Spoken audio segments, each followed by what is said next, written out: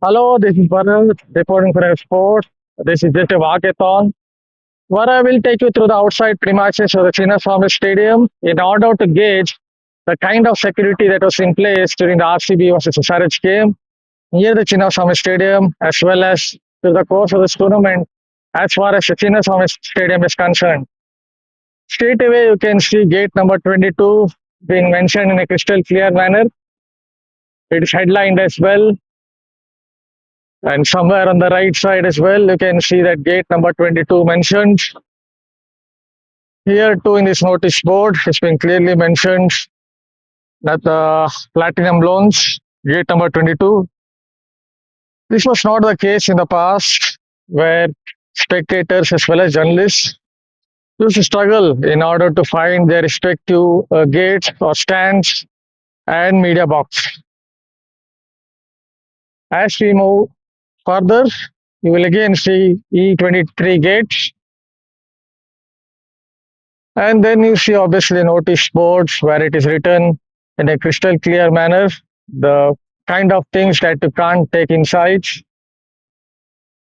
Here, gate number 23's headlines. But again, that day it was not just about the kind of gates on show, it was also about the kind of police deployment that was on view. There's a massive police deployment. And it wasn't just about the police deployment as well. They were ensuring that the fans wouldn't form into groups. One of the problems, even during the tragic incident that happened on June 4th, was that massive groups would form outside the gates, especially the main gate, which we would see in a few minutes' time just to see their heroes. And it meant that it became very tough for the police personnel to kind of manage the crowds. But a few days ago, the police personnel were ensuring that they wouldn't form into groups. They were asked to walk, just keep walking. And there were announcements as well via loudspeakers as to tell the fans that you have to keep walking. And actually, the fans also played their part because they were coordinating with whatever the police personnel were asking them to do. Even I was asked to just keep walking when I stood for a few minutes. So that tells you the kind of duty or the kind of task that the police personnel performs. So credit to them as well. So let's keep moving further. You can again see a billboard coming up in front of you where the gates are clearly mentioned.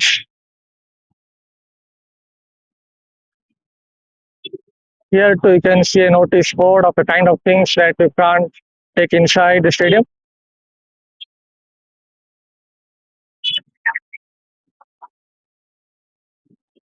Here is that gate I was talking about, where you can clearly see two gates being mentioned,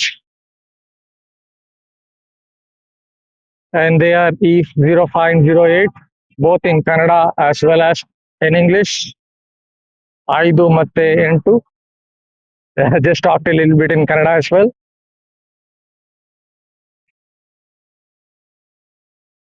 So we are coming to the end of this road as we go towards the main gate. So the main gate is towards the left side of the stadium. Again, here too, when queues were getting formed on that particular day when RCB took on SRH, there was a massive amount of police deployment.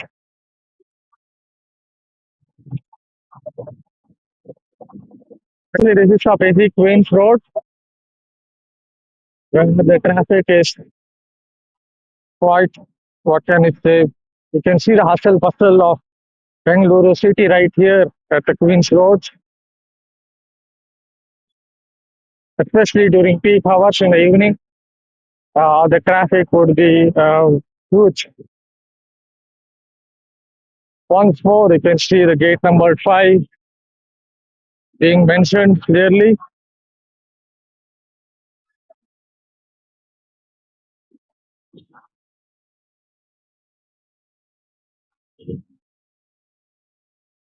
See here, gate 5. Actually, a few gates have come up in the recent past. In the past, there were fewer gates. Again, it is to ensure that the crowd would be managed. Also, inside the stadium, I saw spectator holding capacities, fire brigade services. Actually, one of the spectator holding capacities has come up where the old NCA was in place that has been converted into a spectator holding capacity. So let us go further down the lane.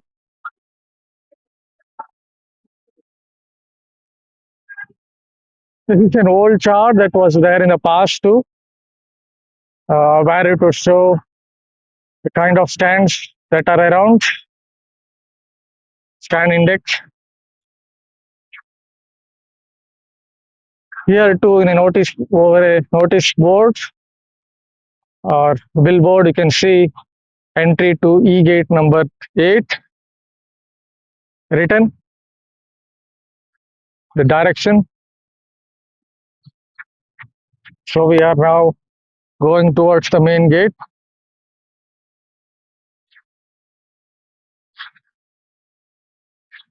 Here it's written no parking, no stopping.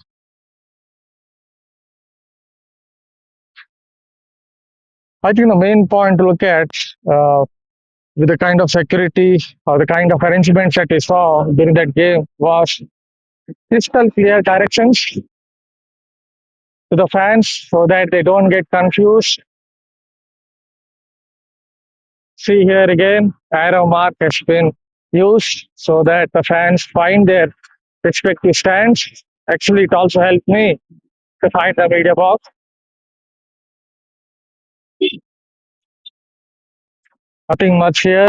Yes, we are coming near this big people trees, which is very much trademark of the Chinnaswamy, especially near the Chinnaswamy.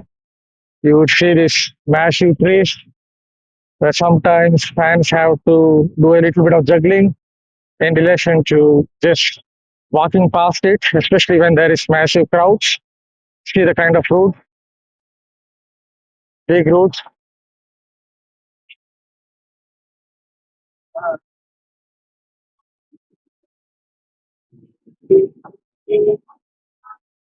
This is gate number 8, entry for committee room.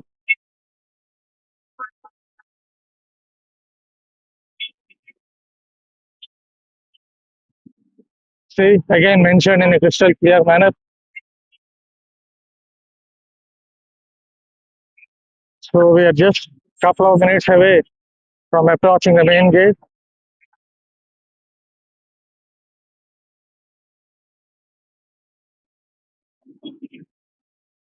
So here is that main gate that I was talking about.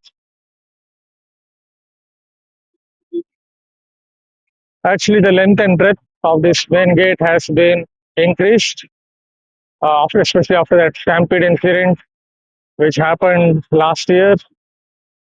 What we also saw during that match was a couple of temporary fencing outside the gate so that the crowd there won't be a massive group of fans. And yes, the police personnel were also ensuring that they won't form into huge groups. So that is about it as far as the security, as far as arrangements are concerned for that particular match between RCB and SRH, where we saw fire brigade services, where we saw medical centers, where we saw police personnel ensuring that huge groups won't be formed. A few more gates have come up, spectator holding capacities have come up. So that is about it. Thank you for taking your time out and watching this video. For RCB's much-awaited clash against Chennai Super Kings, the men in red partook in one more eventual session at the iconic Chinnaswamy Stadium, where most of the key players tried to fine-tune their respective games, be it Virat Kohli, be it Rajat Patidar, be it Pale Salt. So here is Bharath once again reporting for Revsportz, where I look at or have a lowdown on the practice session of RCB. First of all, let us look at Virat Kohli, the Pied Piper of the RCB franchise. So how did he go about practicing? See, when we think about Virat Kohli, we also have to imagine the Kohli experience or the general Kohli experience that you would have while watching him bat, especially from the press box. First of all, it could be about Kohli sprinting to the crease. He really has a sprint towards the crease.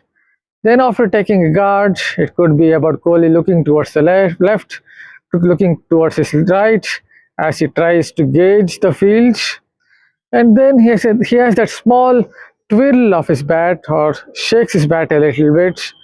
So that's a little bit about the Kohli experience of watching him bat from the press box.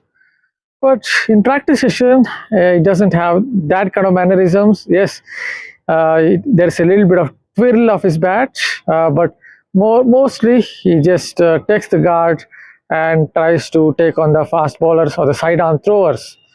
So today he looked to take on the sidearm throwers. There was one left arm sidearm thrower, there was one right arm sidearm thrower, and he was playing some imperious shots, especially that pull stroke. Yes, Kohli has been a good player when it comes to playing that pull stroke, but somehow it feels as if in the recent past, Kohli has worked on his pull stroke even more. It feels as if he has taken his pull stroke to another level.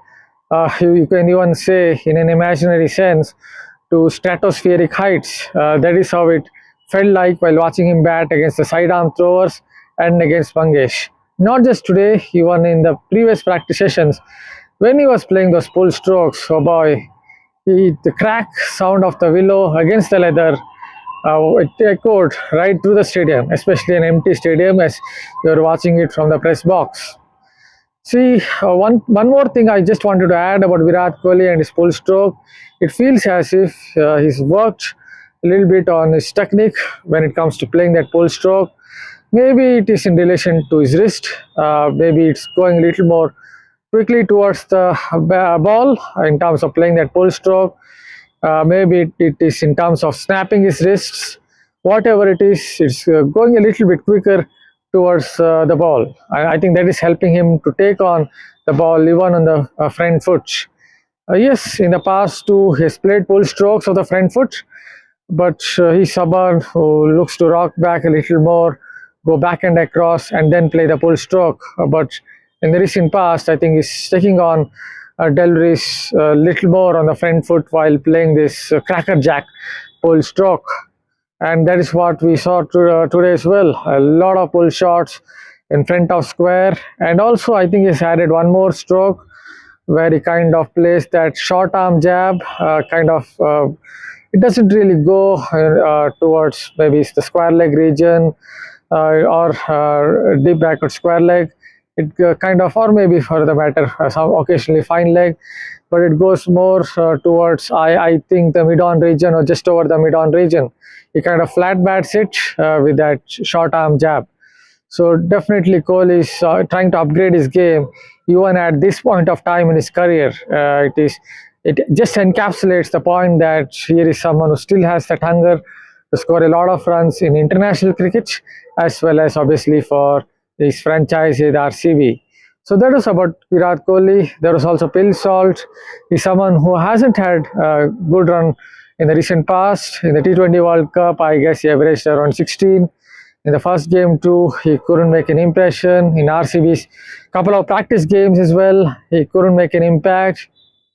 So he had a long net as well, where he was playing a lot of on the up drives against sidearm throwers. Again, there was one left arm sidearm thrower and there was one right arm sidearm thrower. Occasionally, I think his bottom hand came off the handle a little bit while trying to play that drive, but he connected a few as well. To start with, I think he was playing more of those orthodox drives where he was trying to get towards the pitch of the ball. But once I guess he got his eye in, once he felt confident, then he tried to play on the up drives. I think that is a trademark or archetypal Phil Salt. He also looked to play those slogs across the line, the occasional pull stroke. Somewhere I think he's finding his mojo. I don't think he's still there as far as the Phil Salt being at his best, but it's definitely getting there. So that is some good news for RCB's fans. There is also Rajat Patidar in the side net. He also looked in pretty decent touch. I think he's also somewhat regaining his mojo in domestic cricket. He was definitely not at his very best in the recent past, but in the next sessions, I think he's looking better than what he has in the last few weeks or the last few months. So that is about Rajat Patidar. I think these were the key players who basically had long nets. You might ask, what about Joe Hazlewood? Yes, yesterday he had a long net where he bowled for 1 hour, but today he was mainly walking around the ground, having some light drills, light exercises. So he was, I think, cooling his heels off. There might still be a slight chance of Hazelwood playing tomorrow, because see, if you have bowled for 1 hour or a practice session, that also from a full run up, then that's an indicator that the RCB think tank is seriously considering picking him. Although it could also be the fact that they might trust him for tomorrow's game, and he might play in the next game for RCB.